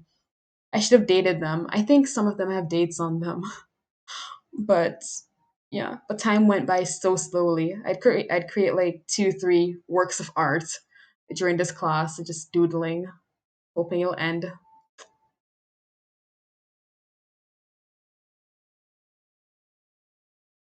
Oh my gosh, I miss my expensive coffee.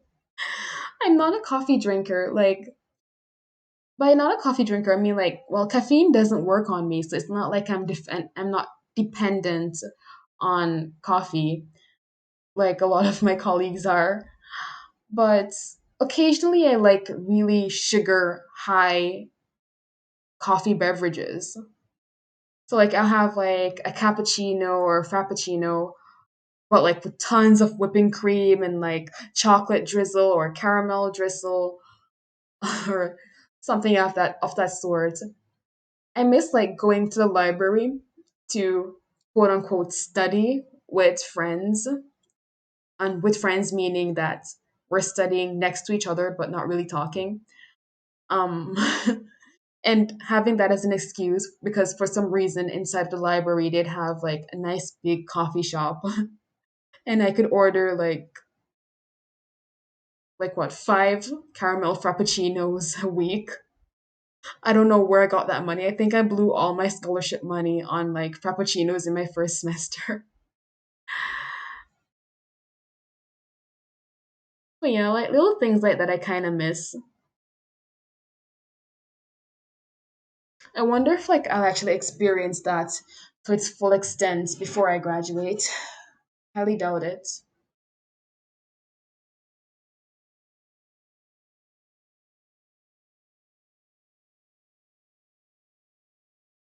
But yeah, the ones I'd say the students that started college in 2020, 2021, it's quite unfortunate, especially, well, depending on where you live and how strict or lax the routines are when it comes to COVID. But that college experience that everyone always hypes up, it's like, oh, your 20s, you're never gonna get them blah, you're never gonna get them back, blah blah blah. They're missing that quote unquote experience to judge for themselves. I mean, it's one thing to have that experience and saying, "Psh, it was nothing," but then it's another thing to never have that experience, so you can't really compare.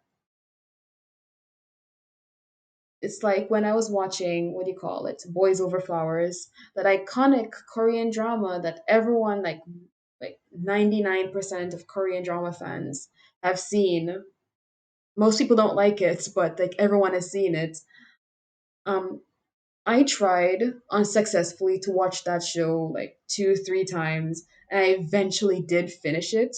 I didn't like it to the very end. I figured out from the first episode I wouldn't like it, and surprise, surprise, how many episodes later I realized I didn't like it. But then I did watch the entire thing, so people can argue and say, oh, it gets better in the end, because I can strictly say, no, it did not get better in the end. So I think that's the same with like the college experience, quote unquote. Right now, it's like, well, I did go to college. I didn't get to like walk around my campus and like see how people are living and like stuff like that. But I did go to college. I didn't get the experience though. It's one thing to choose not to interact with others than to not have the opportunity to really choose that. Like in first year with with my introverted self, I was lucky because an extreme extrovert adopted me basically.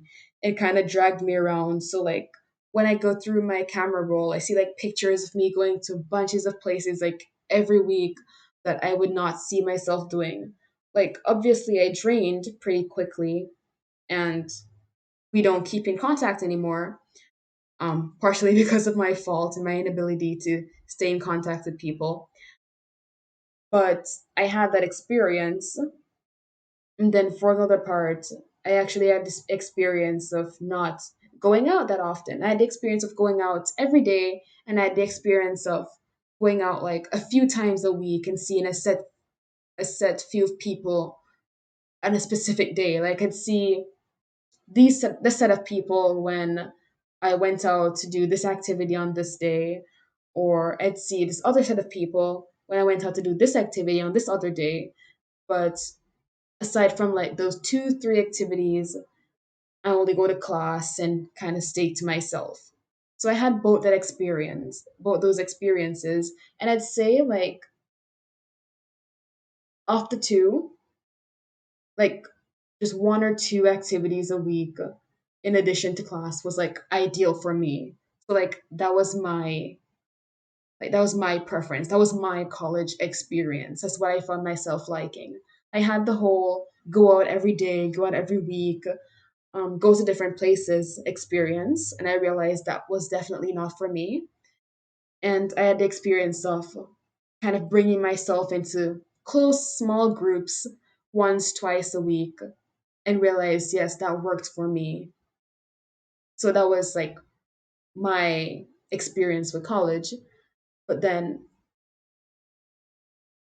not kids these days, I swear I hate that saying. I say it so much, but I hate it.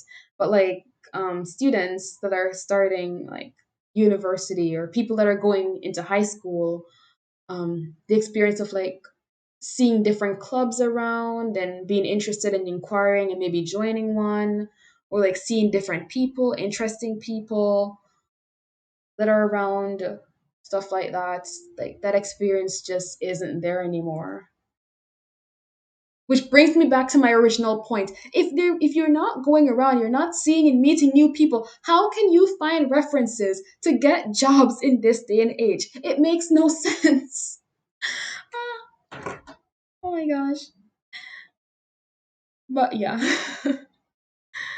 life's just kind of passing.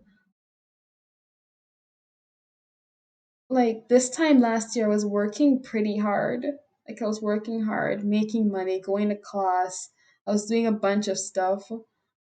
And I would imagine that like this time this year, I imagine that I'd be like, I don't know, like my GPA would be fairly fixed because I was working hard, and I still have a few dollars in savings that would last me until I get like a temporary job in the summer or something, and like my life would be fixed and it was all right. But like life doesn't work out that way. What was I talking about again? I swear. My memory. Like, do you know anything for like memory? Because like I don't think my omega-3 supplements are working. Oh my gosh.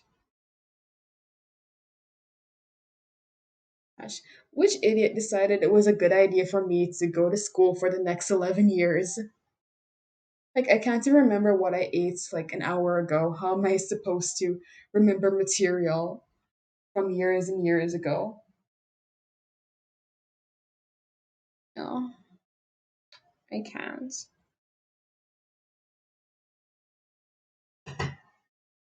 I, I just went in a complete blank and I cannot remember what I was talking about before.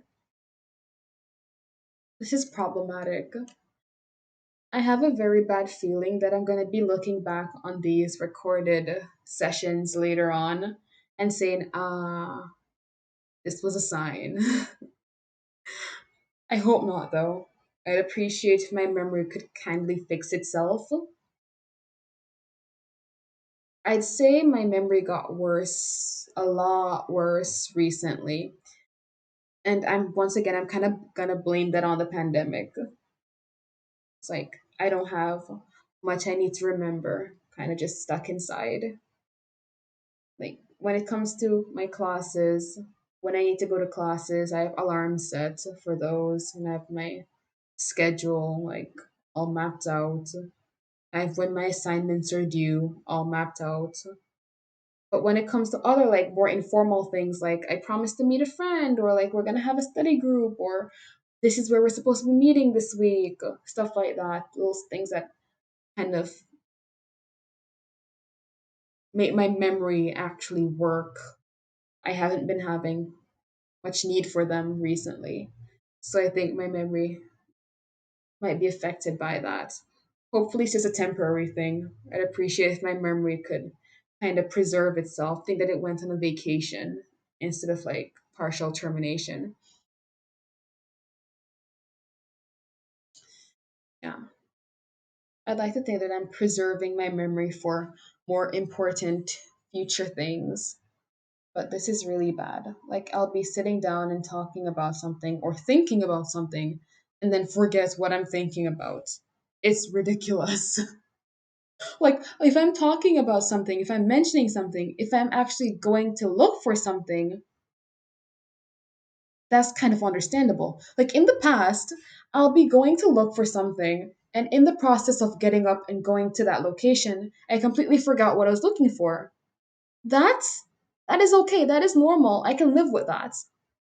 Then it reached a point where like I'm talking and I forget what I'm talking about. And that's kind of concerning, but to a certain extent I can live with that. But now it's reached a point where it's like I'm thinking about something and then in the process of thinking about it I'm forgetting what I was thinking about. That is not good. That is very very concerning. Very concerning. What's good for memory? I really do need to improve my memory.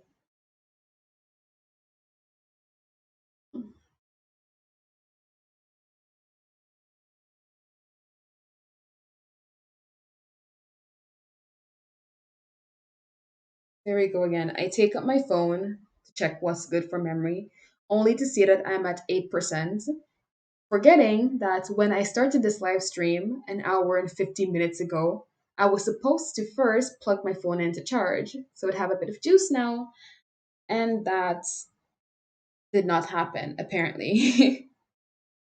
There we go. My memory. It's absolutely being useless these days, and I don't appreciate it. What's good for memory?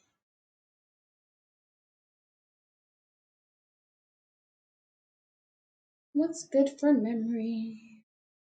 Omega 3 fatty acids. I've been on omega supplements for the past 3 years. I don't see them helping. Um, and I do take omega 3 instead of like actually consuming food because normally I don't eat eggs that often and I don't eat seafood, save for shrimps. But shrimps are expensive, so I only really eat them when I go to my parents and they buy them. So yeah, I kind of have to just make do with supplements, but supplements don't seem to be working these days. What else is good for? What else is good for memory? According to WebMD, There is. This is a lot of reading I'm not doing. Yeah. So these are all foods that I'm not gonna be finding in my refrigerator per se. And I'm done with grocery shopping for the next 2 months. I've spent way too much money on grocery shopping recently. I tell you, I've discovered the joy of like delivery. Like, I've discovered the joy of delivering groceries just recently. And I spent accidentally spent way too much money experimenting with that. Good news is I'm very satisfied with the quality of the food they had sent to me. Bad news is I'm very dissatisfied with my lack of control over how much money I was supposed to spend because just 1 week before I had done all my grocery shopping that was supposed to last me for this month. So in buying more groceries, I've used up this month's, next month's, and part of March's budget for food. Uh, if I go out again, I'm only allowed to like buy fresh vegetables. It's like that's the only thing I can't really stock up on. But yeah, I'm very disappointed in myself. But I'm very happy. I've been eating very well recently. I've been having really happy concerns. Like I'll be watching a show, and normally when I'm watching a show and I get a bit hungry, I wonder, is there actually food I'm willing to eat in this household? And like I'll walk around the kitchen like 4 times trying to find actual food to eat. But I've been having happy concerns recently, whereas I'll be sitting down and I get a bit hungry and I say, there's so many things I want to eat. Which should I eat first? But I have to try to space it out though. If I eat too much too often, in no time I'm gonna go back straight to that situation of there's nothing I want to eat. Gosh.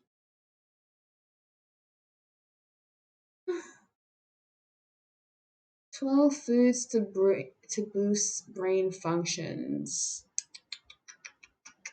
Oily fish. Nope, I don't eat fish. I'll take omega 3 instead. Dark chocolates. Do I have dark chocolates? Oh my gosh. I don't have any dark chocolate on hand. I did buy like this nice big pack of Ferrero Rocher, so I'll eat those. I also have Pocky, but I don't think that's actual like dark chocolate. Berries.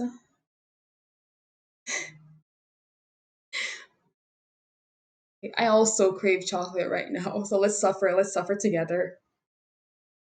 I've been eating way too many chocolate recently, so I really shouldn't go for more right now. When it comes to berries, I don't usually buy berries. Strawberries, blackberries, blueberries. Strawberries are kind of okay. I don't buy strawberries usually though. Blueberries I don't quite like. Um, blackberries are okay, but I don't buy it. Like if my parents buy it and I go to visit them, then I'll eat it, but I don't usually buy it myself.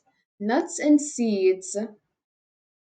I should have a packet of peanuts, but I don't have any seeds per se.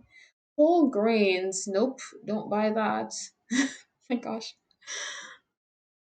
I tell you, the closest thing I have to whole grains right now is oats, and even that is fairly processed.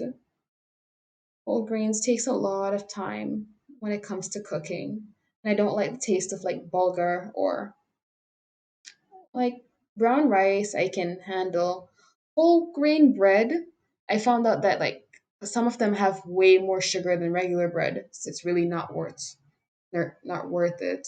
I don't really like oatmeal that much. I only buy a bit of oats and stuff like that. So yeah, whole grain I don't usually get. Coffee. I have tons of coffee. For someone who isn't affected by caffeine, I have way too much coffee. And I think it's because if I see something interesting, I'll buy it. and like I'll take my time finishing it. But yeah, apparently. Wait, no. Okay, so coffee is a concentration aid, but I'm not gonna become like coffee reliant just to try to improve my memory. I don't see that being very helpful. Avocados. I mean, avocados are nice, but like, thanks to the wonderful avocado toast fad that people, for some reason, decided was palatable. Pardon if I'm offending anyone who's interested in avocado toast. But for some reason, people found it interesting, and now avocados are way too expensive for me to buy. That sounds like something to eat when I go to visit my parents. Nuts, eggs. Okay, so eggs, I can handle that. Broccoli, I have that. Kale, I really don't like kale. Like most vegetables, I like and enjoy, but not kale. I just find it's just too tough or too dry, or maybe it's the quality that I've been getting so far. But like, I really don't like kale. I can eat most greens, most vegetables are fine, but just kale's not very palatable to me. Soy products. I do have tofu, but tofu sounds like a lot of work right now, so that's not happening anytime soon. Yes, I was supposed to look after tofu this week. I was supposed to look after tofu to prep for like the next few meals, but apparently it's already Sunday and I haven't slept yet. So I'm gonna sleep the most of this day and then I'm have like variety shows that I need to catch up on overnight. And then like I have assignments that I should actually do before class tomorrow. So I don't see myself actually cooking. What am I gonna eat this entire week? Like, what is this? Please schedule, guys. Don't be like me. Please schedule your times properly. Don't lie down and watch shows for the entire week and get nothing done. Yeah, it apparently it doesn't work. Okay, let's move on to the Mayo Clinic. I don't know why I'm researching memory loss right now. Include physical activity in your daily routine. My daily physical activity, which I sometimes forget to do, is moving from my bed to my living room couch. And I haven't been doing that very well in the past week. I've been basically living on my couch. So that's not great. Um, because of COVID, they've closed the gyms where I am. So that's great. I appreciate that. I mean, I wouldn't have gone either way, but still, it's a good excuse to have.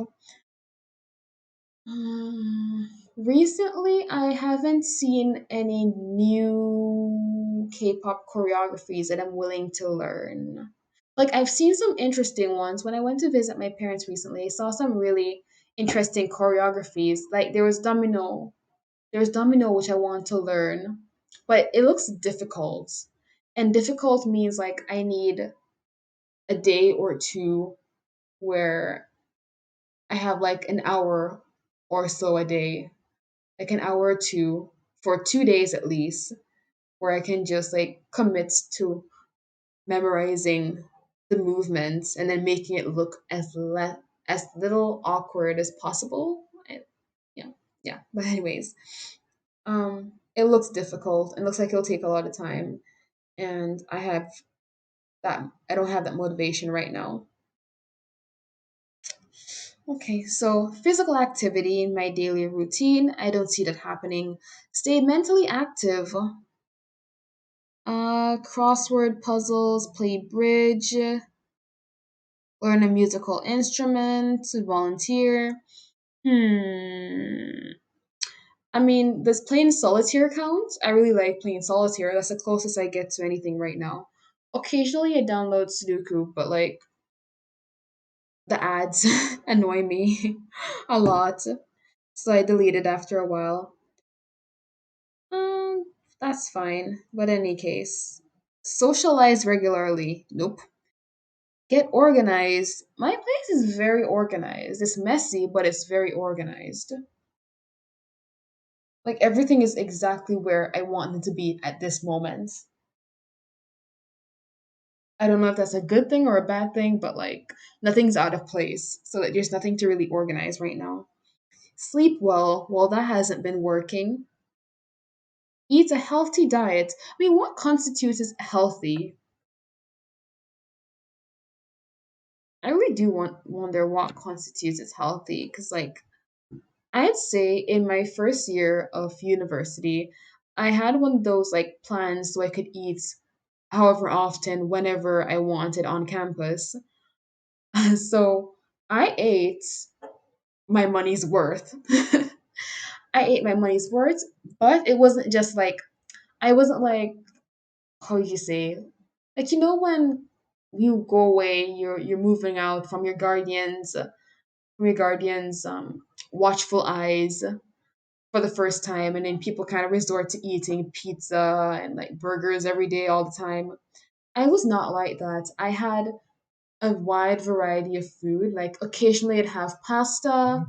Um, Sometimes I would have like rice. Most times I would have rice. Sometimes I would have pasta. Sometimes they did like Asian cuisine, so they'd have noodles. But regardless of whatever I ate, I always ate a nice, huge serving of vegetables. In fact, when I visited my parents for the first time after starting university, I was very shocked at how little like diversity in vegetables they had. I had a lot of vegetables, and followed by that, I'd have dessert as fruits, a nice big platter of fruits. My problem though is that even though I was eating like a variety of food, I was eating a lot of vegetables, I was eating a lot of fruits, I was also eating a lot of cake, a lot of pies, a lot of like fruit juices. I was eating a lot of basically everything. So like I'm not sure if that constitutes as healthy because like I've been eating everything healthy. Like I just had a lot of unhealthy things in addition to that. And I'm not sure how like that just I'm not sure how that like cancels out. In any case, eat a healthy diet. I'm not sure exactly how one can really do that. Manage chronic conditions. Well, last time I visited a hospital, my gosh, when was the last time I saw a hospital? When was the last time I went to a doctor? Give me a second. Last time I went to a doctor was 2018? 18, 2017. Oh my gosh, that feels like such a long time ago. But like 2017, 2018, whenever. The last time I went to a doctor, they said I was very relatively healthy, just like a bit vitamin D deficient, but that was about it, which made sense because I didn't go outside, which is why I have to take vitamin D supplements now. But yeah, I don't have any chronic conditions, so that's good. Went to seek help. Yeah, yeah, that's good. I don't know why I'm doing this right now. And I honestly I can't remember what I read before. So that was like a complete waste of like what, 10 minutes. Long story short, omega 3 is supposed to be helping me. I don't see it doing that. I'm supposed to exercise and socialize and keep mentally active. Yeah, no. I can see myself being mentally active, not so much the two first ones. Okay, so it's been 2 hours of me doing heaven knows what. What have I been doing? Oh my gosh. Yeah, so like in the next session, which thanks to me being like obsessed with my dramas recently, I haven't streamed yesterday morning like I planned to, or the other morning like I would have considered. But I don't think, based on the trajectory, I don't think I'll be online same time tomorrow. I mean, that's Monday morning, and then I kind of have to get a bit of rest for my evening class. Um, Let's see.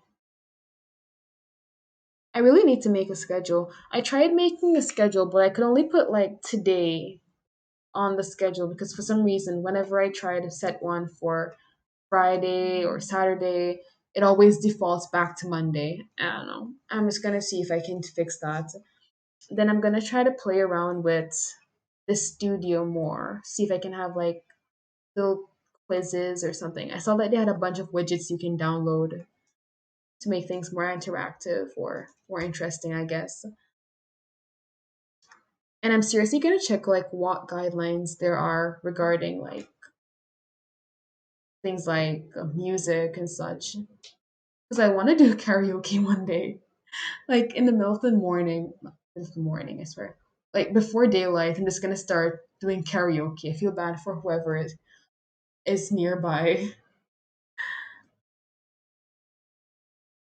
Yeah.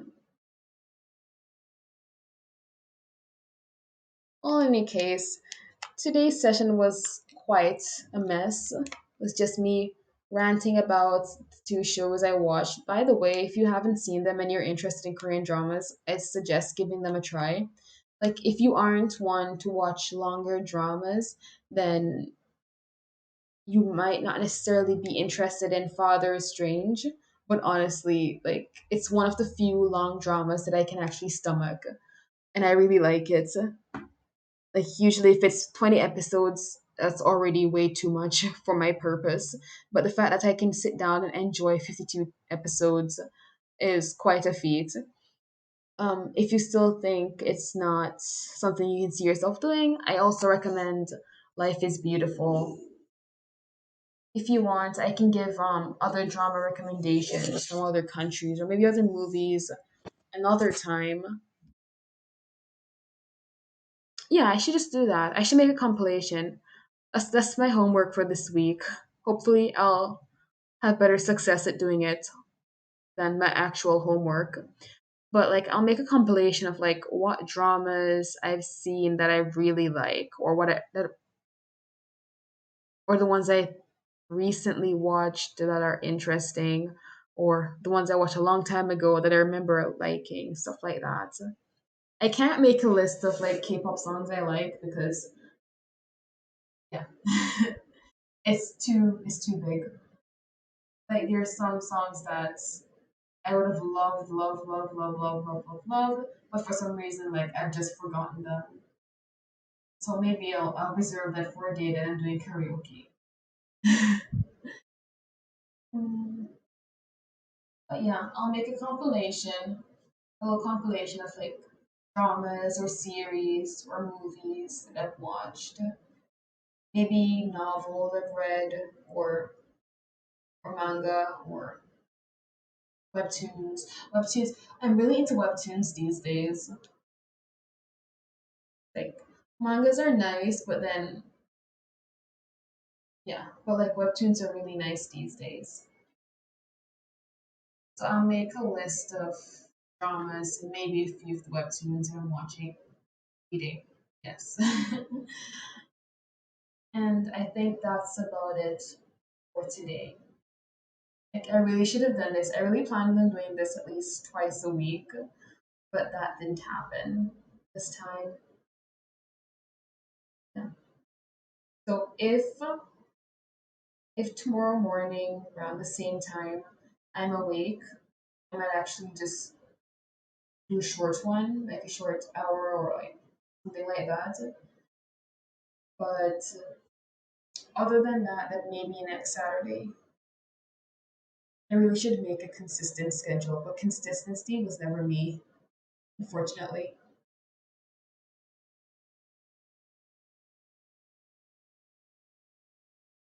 Okay. Well, I'll see you next time. Thanks for keeping me company. It's great knowing that I'm not here just talking to myself all the time.